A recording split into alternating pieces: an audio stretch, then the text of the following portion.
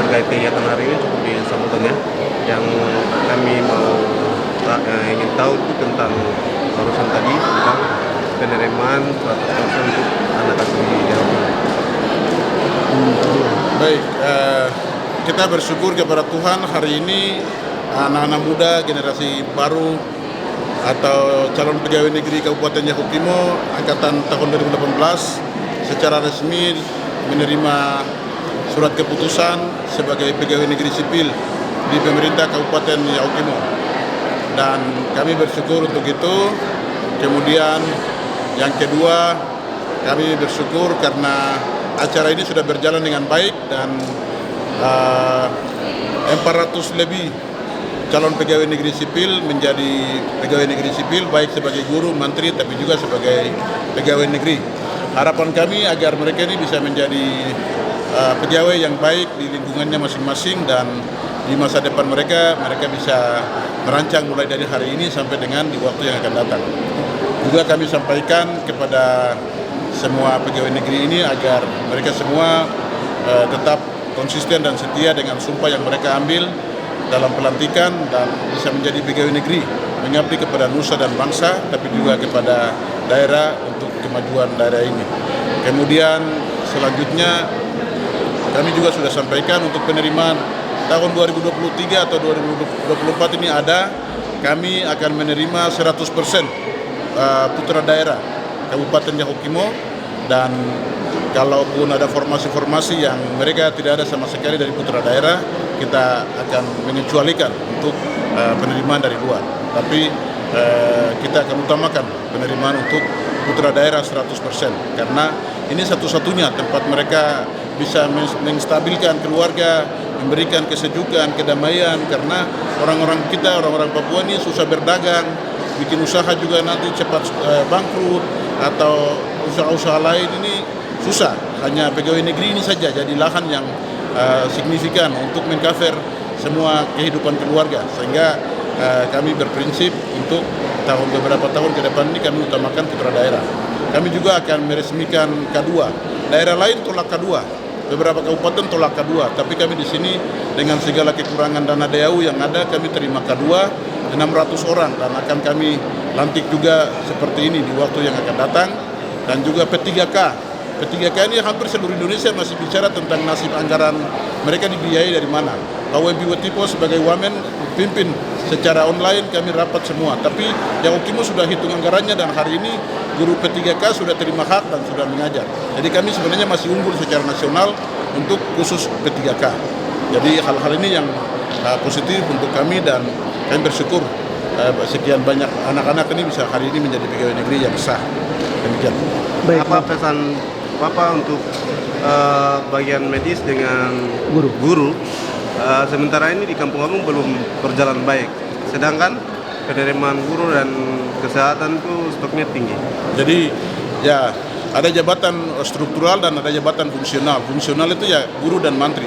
Sehingga harapan kami, mereka yang jadi guru dan mantri ini jangan cari jalan potong, jangan cari jalan instan, tetapi mengabdi sungguh-sungguh di mana ditugaskan dalam SK pertama. Baru kalau mereka melakukan tugas itu dengan baik, maka bonus Tuhan akan tambahkan dari nilai-nilai kerja yang mereka investasikan. Tetapi kalau mereka tidak melakukan investasi dengan baik, mau jalan potong karena kedekatan dengan orang ini, kedekatan dengan orang itu, mereka sebenarnya tidak ada masa depan dan merusak semua sistem yang berlaku, dan orang di tempat mereka melayani akan mengalami kesulitan. Besar harapan saya mereka yang fungsional, terutama guru dan mantri ini tetap ada di pedalaman untuk mengabdi sesuai dengan SK yang diberikan. Begitu. Izin satu hal lagi terkait Satgas yang kemarin diterima, kemudian sudah jalankan pembinaan, tetapi sampai hari ini belum ada titik terang. Kemudian yang terima kemarin ada mereka menurut nasib seperti apa sebenarnya? Betul, itu baik. Pertanyaan ini saya senang karena harus dijelaskan mengenai Satgas. Satgas itu bukan visi misi. Kepala dinas waktu itu tidak mengerti apa itu visi misi, sehingga menerima orang secara tidak sesuai dengan visi misi, tidak melaporkan kepada bupati jumlahnya maupun mereka punya STR atau tidak, latar belakang pendidikannya seperti apa, lulusannya dari mana, pengabdiannya seperti apa, kontraknya seperti apa. Ini tidak dijelaskan sama sekali kepada kepala daerah, Sedangkan visi kami ini, mereka ini 11-12 dengan guru dan mantri. Karena guru sudah jelas, kita kontrak 5 tahun, anggarannya jelas, mereka mengabdi 5 tahun, mereka mengajar, kita kasih upah, fasilitas kita siapkan. Begitu juga tenaga medis. Tenaga medis ini, mereka juga kita harus kontrak, mereka ikat kontrak dengan pemerintah dan yayasan yang kami tunjuk, kemudian mereka mengabdi 3 tahun atau 5 tahun, dibuat kesepakatan, kemudian kami cek mereka punya STR atau tidak, mereka itu mau mengabdi atau tidak, dan mereka tidak pilih-pilih tempat. Sehingga sekarang kami sedang seleksi ulang.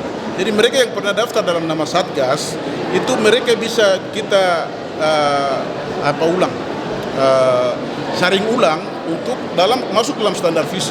Kalau tidak sesuai visi, minta maaf, mungkin mereka bisa cari kerjaan lain. Karena kalau kita tidak begitu, maka orang hanya tinggal 3 bulan di kampung dan 9 bulan di kota. Begitu. Orang tinggal 2 bulan di kampung dan 10 bulan di kota. Gaji jalan terus, insentif jalan terus, semua jalan terus. Tapi jalan ini yang kami tempuh, pendidikan kita sudah berhasil di 38 kecamatan. Hanya kesehatan disesuaikan saja, maka kecamatan akan maju. Kami kasih bendahara kecamatan di sana supaya semua urusan kecamatan dilakukan di sana. Orang di sana, jumlah orang di sana lebih banyak daripada jumlah orang di sini. Dari kami punya DPT 300.000 yang ada di sini hanya 9.000. Taruhlah 10.000 kita bulatkan. Itu berarti 290.000 ini tersebar di seluruh wilayah hukum Kabupaten Jawa Timur. Sehingga adik-adik teman-teman yang sudah mendaftar di Satgas, kita bukan tidak mau, tapi kita mau dalam rel ini. Begitu. Jadi mereka harus disaring ulang. Kalau tidak disaring ulang, pasti ada kerjaan lain.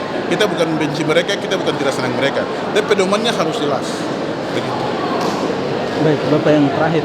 Untuk K2 itu apakah kita bawa ke 2024 atau nanti di 2023? Untuk K2 ini ada 100-an orang lebih yang sedang berkasnya kurang, sedang di ini, makanya saya bilang tadi kalau bupati itu administrasi sudah siap, jangankan tahun depan, besok pun kita bisa lantik. Begitu. Ini semua ini tergantung administrasi. Kalau orang dari kepegawaian sudah bilang Bapak siap kapan mau itu, sore juga bisa. Di tempat manapun 10 orang hadir, formalitas kita umumkan, yang penting media publikasikan bahwa barang sudah jadi. Jadi semua ini tergantung dokumen dan administrasi. Baik, terima kasih. Oke. Awas, poinnya. Ya.